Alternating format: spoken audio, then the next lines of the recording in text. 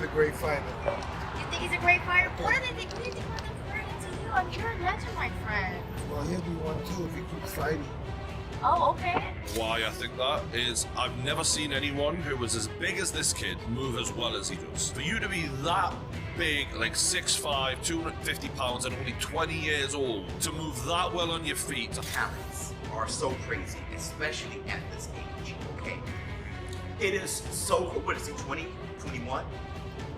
And you know, he started getting compared to Mike Tyson as far as his trajectory. Mike Tyson delivered powerful praise for Moses Itauma, stressing how the young heavyweights stand apart from today's generation fighters. Unlike many modern boxers, Itauma embodies raw hunger, sharp focus, and the relentless determination that defines true greatness.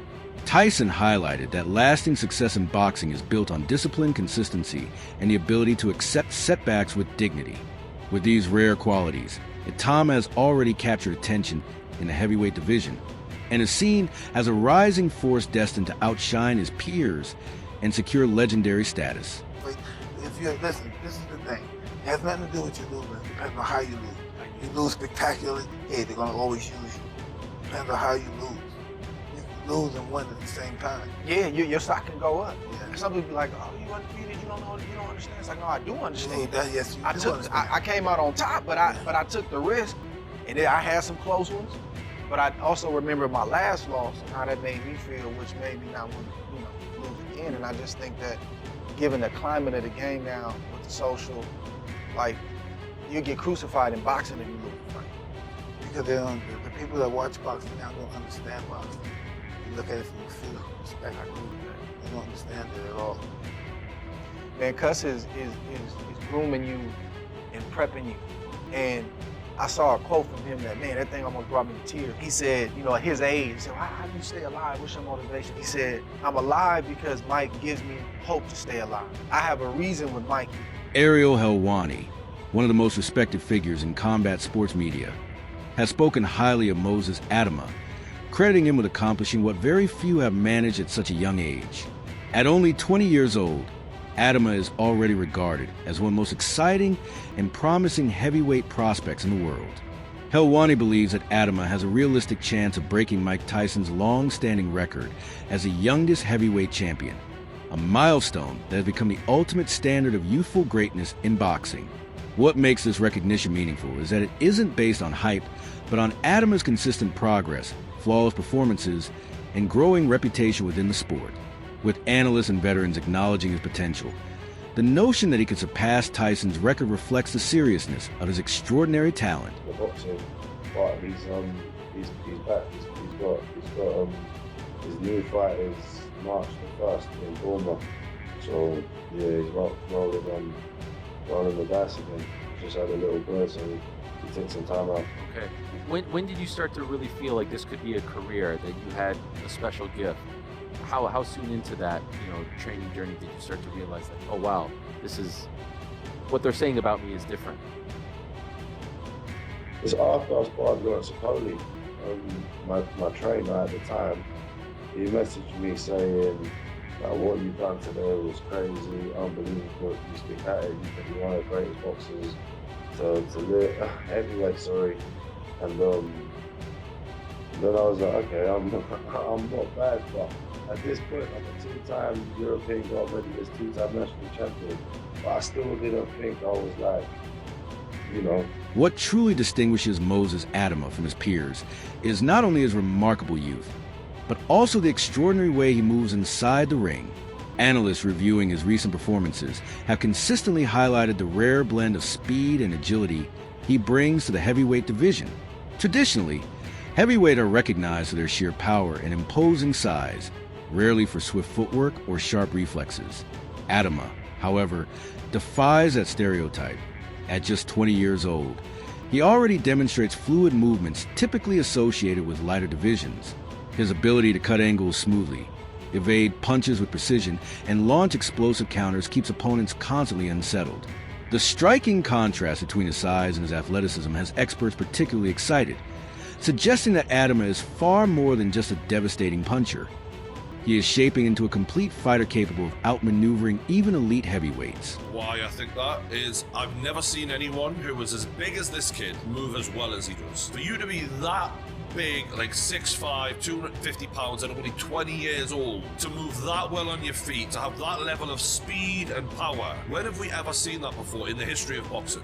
Ever. In the last 30 years even. You look at Lennox Lewis, he didn't fucking move like that for the weight. No way. As good as he was, he didn't move like that. AJ, hell of an athlete, he didn't move like that. Tyson Fury was a good mover for a big bloke. He doesn't move like that. He hasn't got that explosive speed. We're witnessing something so fucking special here. This is the most exciting combat sports athlete, any sport, MMA, boxing, whatever you want to talk about, in the world. And he's 20 years old. It's unbelievable. And I get that a lot of people have doubted him because it's hard to believe that guys whom you've respected for the last 15 years can get in a boxing ring against a 20-year-old kid and get the shit beaten out of them. And that emotional connection will make you want to, oh, maybe this will happen. Oh, Dillian White's, he's training hard, he looks in shape. No. It doesn't matter what version of Dillian White shows up. Dillian White could go back through his entire fucking career and pick any version of himself out. You're getting smoked by Moses Itauma because the level difference, it's fucking huge. That's why I only gave him 2 rounds. And I respect Dillian White. I think he is a tough guy. He has had a good career. But just look at the way Dillian White moves, man, and look at the way Moses Itauma moves. This was a really easy one to predict, actually. People are comparing him to Mike Tyson. It's a hell of a compliment. Showbiz The Adult's comparison highlights the true magnitude of Moses Itauma's victory over Dillian White. Much like the doubts that once surrounded Mike Tyson before he demolished Michael Spinks in under 2 minutes, many questioned whether Itauma was prepared for an opponent of White's caliber. The fight provided a definitive answer. Itauma displayed frightening power, composure, and ruthless precision that instantly evoked memories of Tyson's iconic breakthrough. The storyline felt strikingly familiar. A young fighter, under heavy scrutiny, silencing critics in the most emphatic fashion. This parallel emphasizes that Itauma's knockout was not just another victory, but a commanding statement that shifted the narrative of his career and demanded respect. Experience bout, stuff like that. You know, we never see Moses in this situation, something like that. And I responded by saying, this is going to be Mike Tyson Spinks. Remember that? Moses will get hit so hard the first. He going to be gun shy for the rest of the fight, like Ryan versus Rolly. It's different level. He ain't been tested. That's what he said about. I remember those exact words when Iron Mike Tyson fought Michael Spinks. They said Mike Tyson never been in a ring with somebody of the caliber of Spinks. I'll never forget. So let's see. And damn it, how identical this shit is just mind-blowing. Check this out. Dillian White looks a little big-eyed for me. He looks a little nervous for me, man. You gotta make 5 rounds. He looking down and shit. He looked like Michael Spinks, man. When early comparisons to Mike Tyson began to surface around Moses Itauma, the reaction was both flattering and challenging. Tyson remains one of the most legendary heavyweights of all time, a fighter who dominated his era with ferocity and youthful brilliance. Yet, Itauma has made it clear he does not aspire to be the next Tyson. Instead, he values building his own recognition and forging a legacy unique to his name. Much like Anthony Joshua and other modern champions who refuse to live in anyone's shadow, Itauma's perspective reflects striking maturity. At just 20 years old, he understands that lasting greatness does not come from imitation, but from creating an identity that endures.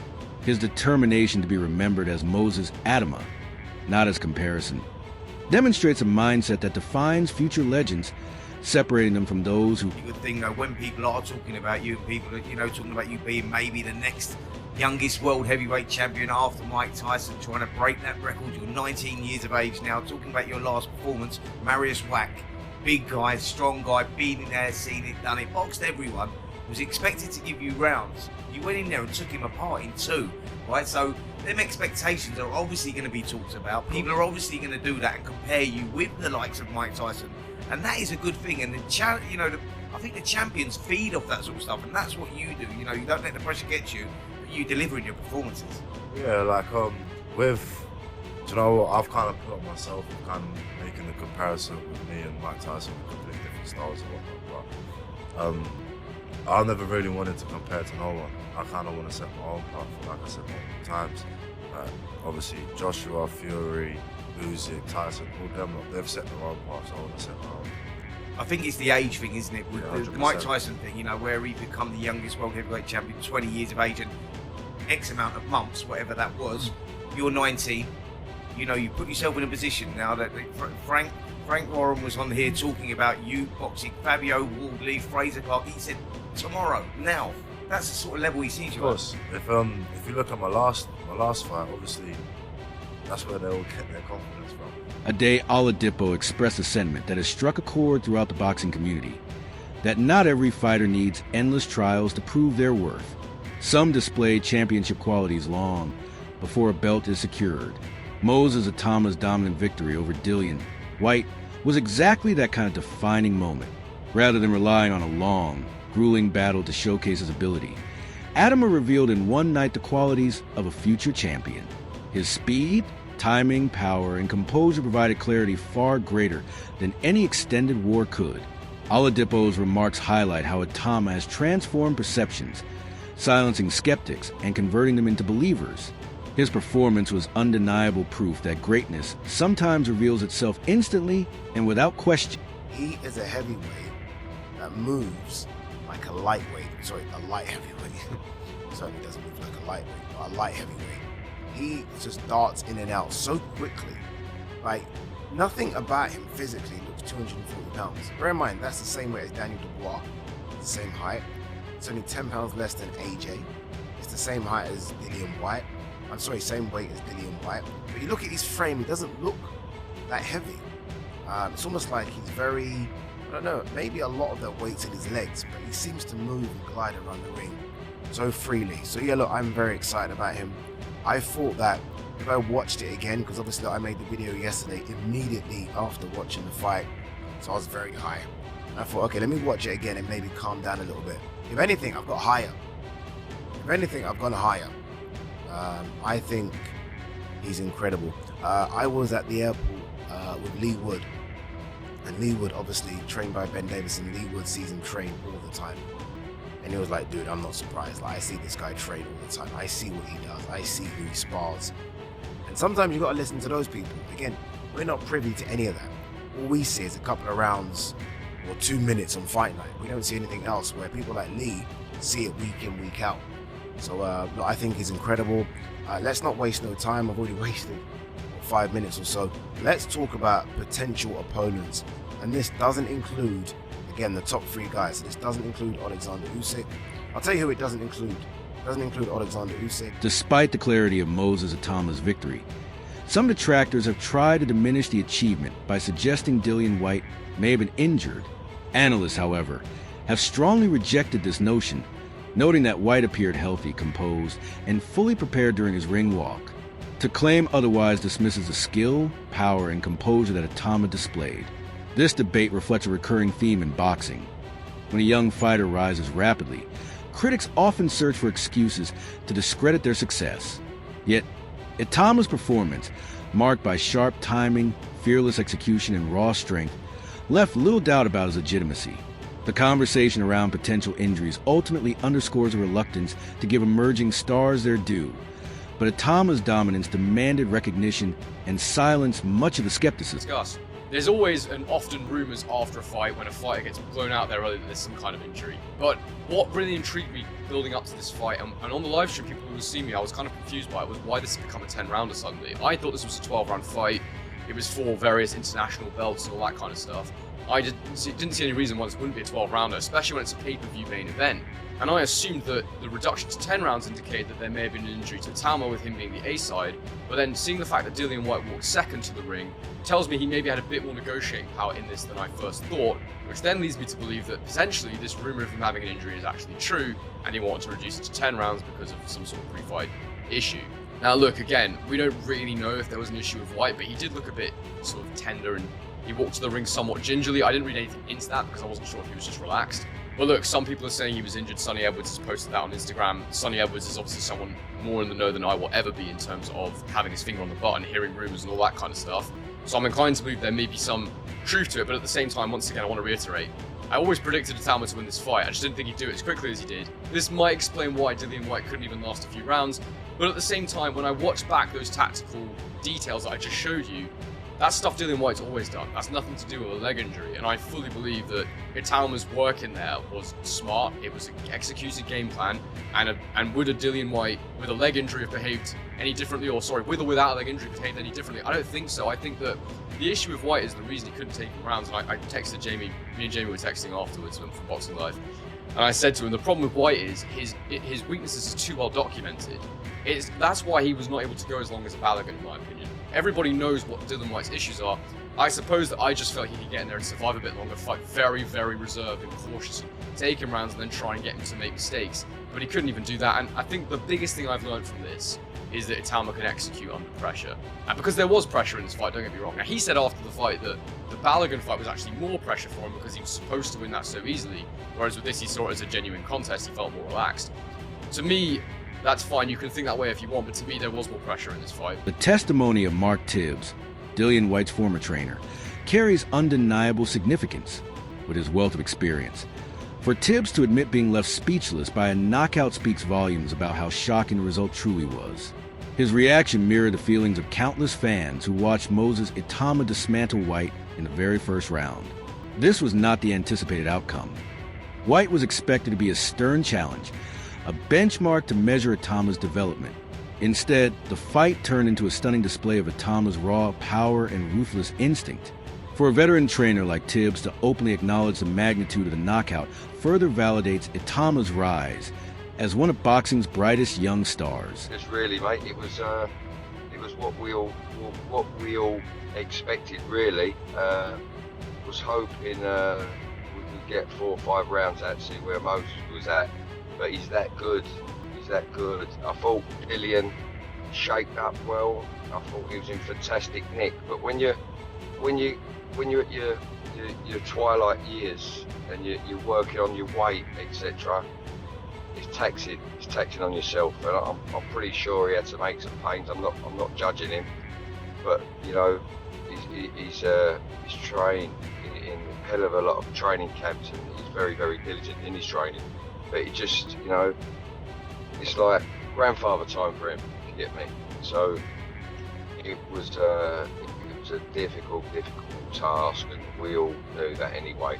But it shows that Moses he's been emotionally tested, and obviously not. He's still got to be built physically tested. You know, still got to be built physically against someone that's going to give him rounds. So there's the problem. He's that good. He's a phenomenal mover for a heavyweight. Phenomenal.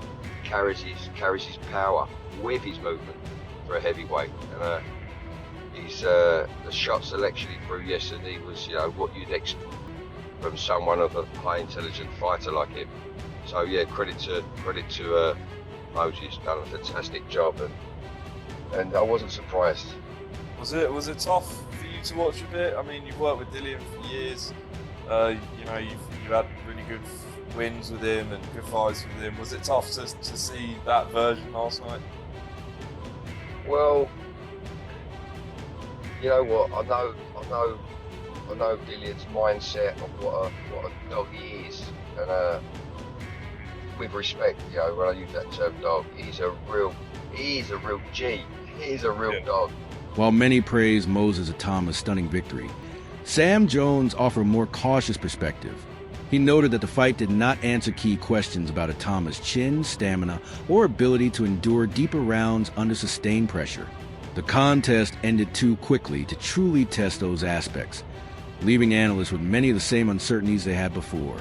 From this angle, the win over Dillian Whyte, while spectacular, did not provide the complete picture of Itauma's capabilities. This measured view is important because it tempers excitement with realism. Greatness is never proven in a single night, no matter how dramatic. Still, what cannot be disputed is that Itauma has firmly established himself as the heavyweight division's most impelling rising star. It's like he didn't take away, it doesn't really ask the questions. We don't know anything new about Moses. We know he's special. We know he's fast. We know he can punch. We know he's just he looks the real deal, doesn't he? He didn't answer any questions. It was pretty much one of the easiest fights of his career, if not the easiest fight of his career last night. Were you disappointed in Dillian's performance at all? No, because look, he's 37, 38. I mean, I tweeted on the ring wall, he don't look at the races. There was no wolf howl. There was no, like, you know what I mean? Dillian's aggressive. Dillian's an aggressive guy. Like, I've not felt that. I felt like it's been a fed up Dillian. Do you know what I mean? Like, it was not the Dillian White we're used to seeing. But look, it's hard because you don't want to downplay Moses' performance, because look, Moses has to go in there and beat who's put in front of him. The matchmaking was perfect. It's a great scalp. He's 20 years old. Deserves all the credit in the world. But again, we have to judge on what we saw on Dillian's side, and he wasn't at the races. We're hearing that he went into the ring with a possible injury. Is there any that you've heard on your end? Yeah, I've heard it all week. But look. That's all for today's video. Stay tuned tomorrow